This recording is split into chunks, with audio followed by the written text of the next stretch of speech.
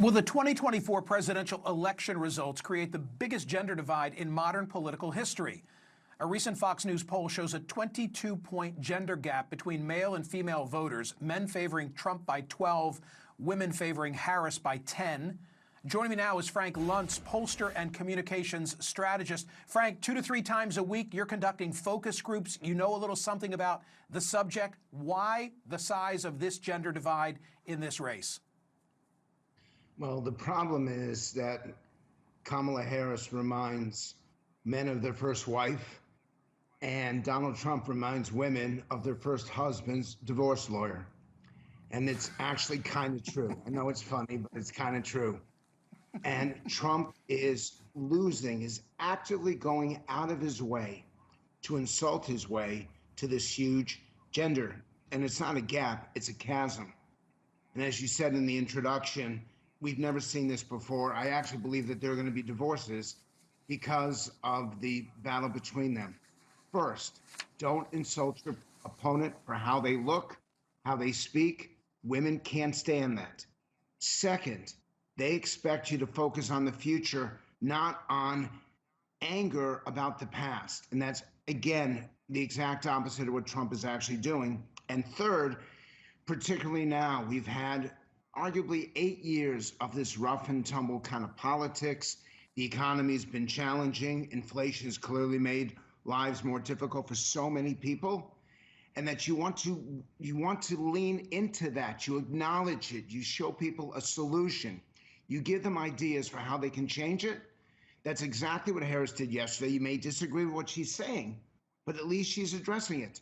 Donald Trump surrounds himself, as you said in that first brilliant segment. By the way, I think you're the first person to bring Carville and Axelrod together. Good for you. And your introduction showing the weaknesses in both Trump and Harris. Good for you again. The problem that we have right now is that too many news outlets seek to provide information that affirms people's choices rather than informs those choices. But what's critical here, go ahead. Okay, I want to put something on the screen. I'll read it aloud so that you can follow, because I can't explain this data. This is courtesy of my colleague Harry Enton. When you look nationally at the gender divide, it had been Biden by 4 among women. It grows to 11 for Kamala Harris. Trump +9 against Biden, still +9 against Harris. Now, however, if you take a look at Pennsylvania, Wisconsin, and Michigan, put that up on the screen, the divide grows even further. Among women, Harris by 17. Among men, Trump by 15. Do you have any thoughts as to why in those 3 states the gender divide would be even more pronounced than what we see nationally? Yes, because no one's seen the campaign except for those 3 states and 4 others, and you've mentioned them already. That the truth is, this is not a nationwide campaign. It's a campaign to win just 7 states. So they're going to see all the ads, particularly the negative ones.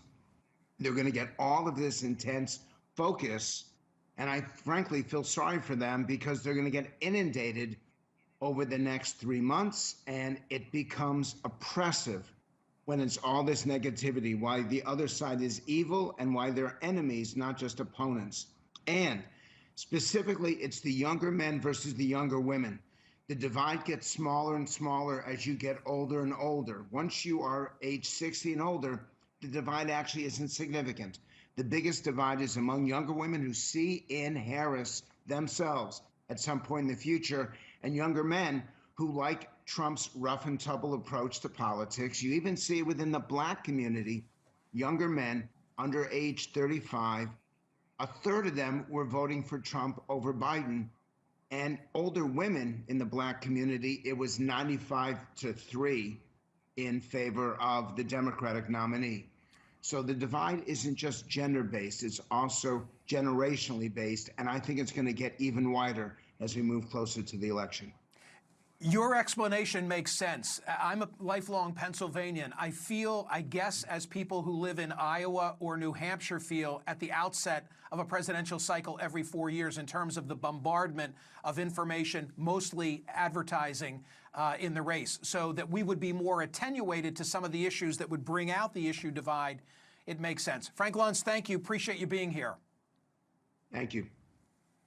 More social media reaction. This comes from the world of YouTube. Yes, you can find me there as well. 9%, good Lord, these men cannot handle the idea of a woman president. Well, okay, you could say that, but can we put back up on the screen the divide in those 3 states? Harris, we just had that last full screen, and put that back up. Okay, there you go. So let's just think for a moment. Take a look at this.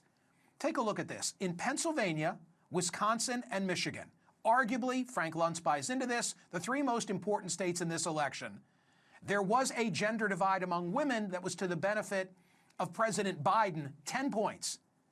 Men favoring Trump by 17. Now you look at what's happened given that Biden has been replaced by Harris. It's 17 points among women, 15 points among men. And I guess I would say, if you're making the observation, that's what the social media response suggested, like, hey, what's wrong with these men?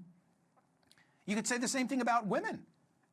It used to be, I would say, that education was the best predictor. Tell me someone's level of education, and I have a reasonable chance of telling you how they'll vote in the presidential election. In this cycle, gender is replacing education. Just my 2 cents.